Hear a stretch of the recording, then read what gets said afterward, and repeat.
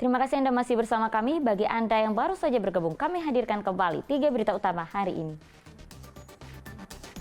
Hendak memperbaiki saluran air, seorang warga Purbalingga tewas tertimpa reruntuhan batu dan tanah di jurang sedalam 20 meter. SPBU di Tembalang, Kota Semarang terbakar, 1 orang terluka.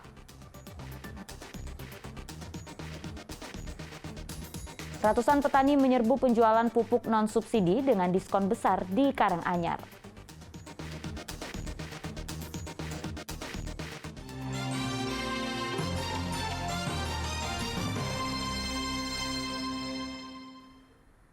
Sebuah SPBU di Jalan Profesor Sudarto, Kecamatan Tembalang, Kota Semarang terbakar Rabu sore.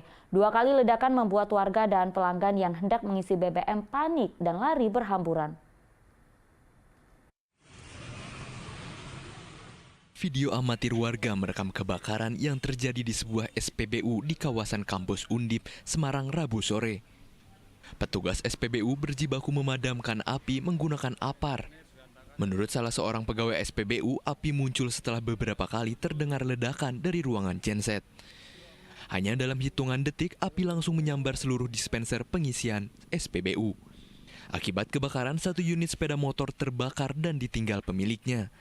Selain itu, seorang petugas kebersihan mengalami luka bakar akibat tersambar api dan dilarikan ke rumah sakit. Belakang dulu, Mas. Dari belakang itu ada ruang genset itu. Langsung nyalur ke pompa 1, langsung ke semua. Konslet atau gimana? Ya nggak tahu, Mas.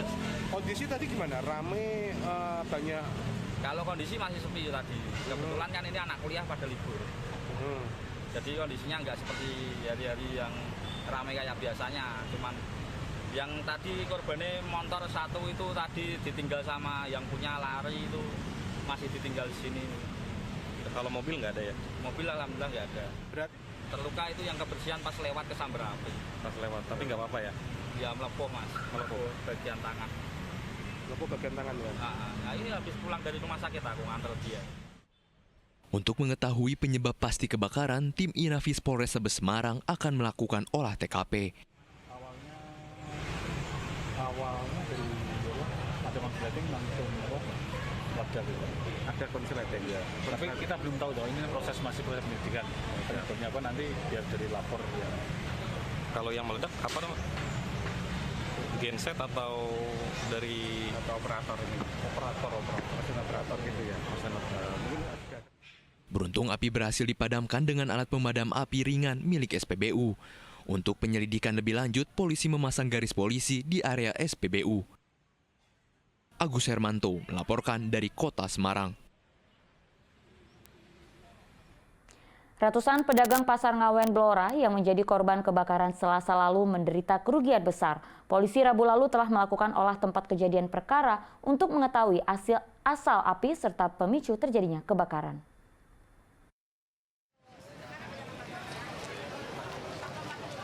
Hari Rabu, para pedagang Pasar Ngawen Blora yang kiosnya terbakar mengais sisa-sisa dagangannya. Duka mendalam masih menyelimuti para pedagang yang memiliki kios lebih dari 1, namun dagangannya ludes.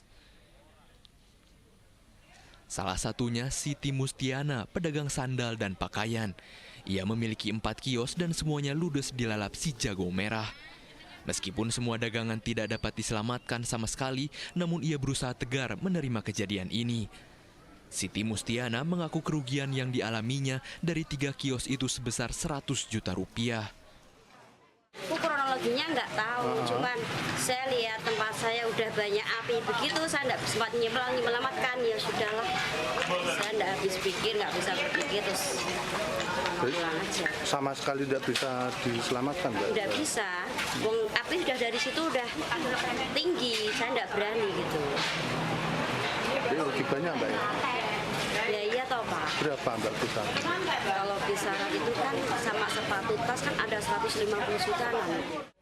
Menurut pengelola Pasar Ngawen, ada 60 kios dari 136 kios yang ikut terbakar, serta 800 los dan 150 pedagang pedasaran yang ikut terdampak kebakaran. Bagian pasar yang terbakar terdiri dari Blok A sampai Blok X, serta Blok Z ikut terdampak. Sedangkan Blok C yang masih dalam tahap pembangunan tidak terdampak, namun bagian atap dan talang airnya saja yang meleleh. Untuk mengetahui sumber titik api berasal serta penyebab kebakaran Pasar Ngawen, Polres Blora melakukan olah tempat kejadian perkara pada Rabu lalu. Sebelumnya berhembus isu bahwa kebakaran terjadi akibat ada pedagang yang lupa mematikan lilin, karena saat itu tengah terjadi pemadaman listrik di Pasar Ngawen. Namun Polres Blora belum berani memastikan dari mana sumber api berasal. Kayu, kabel dari besi dan barang-barang jajan. Indikasinya belum diketahui ya? Untuk sementara masih dalam penyelidikan. Infonya dari lilin itu apa benar enggak? Untuk info itu sementara belum kita klarifikasi lebih lanjut karena masih dalam penyelidikan. Petugas juga membentangkan garis polisi di sekitar lokasi kebakaran supaya warga tidak berkerumun untuk menonton.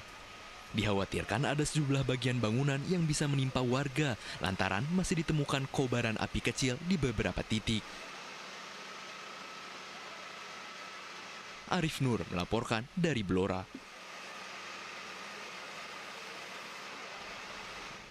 Kita ke informasi lainnya, ratusan petani menyerbu penawaran penjualan pupuk non-subsidi dengan diskon besar di Karanganyar. Petani rela antre karena potongan harga yang diberikan mencapai 40%. Para petani antre panjang di sebuah stand bazar pupuk non-subsidi di halaman gudang PT Pupuk Indonesia, Dagen, Kecamatan Jaten, Karanganyar. Mereka rela antre untuk mendapatkan kupon pembelian pupuk urea dan NPK non-subsidi ukuran karung 25 kg yang dijual oleh perusahaan pelat merah produsen pupuk tersebut. Setelah mendapatkan kupon dan membayar, petani bisa langsung mengambil pupuk dengan kendaraannya. Petani memanfaatkan diskon yang ditawarkan untuk dua jenis pupuk non-subsidi tersebut karena memang diperlukan pada musim tanam seperti saat ini.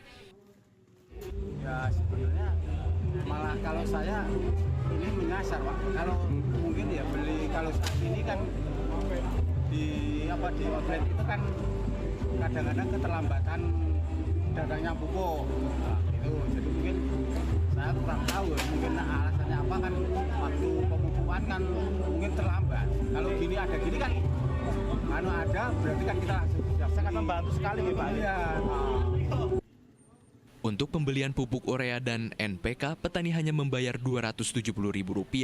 Padahal harga normal dua pupuk itu mencapai Rp450.000. Besaran diskonnya mencapai 40%. PT Pupuk Indonesia Persero telah menyediakan 5.000 paket plus 200 paket sebagai tambahan, khusus untuk wilayah Karanganyar. Yang kita sebut gebyar diskon pupuk non-subsidi. Jadi pupuk non-subsidi ini kita jual diskon 40% dari harga normalnya. Ini untuk para petani yang ada di Karanganyar, kurang lebih ada 5.000 petani dan plus minus 200 kupon lagi.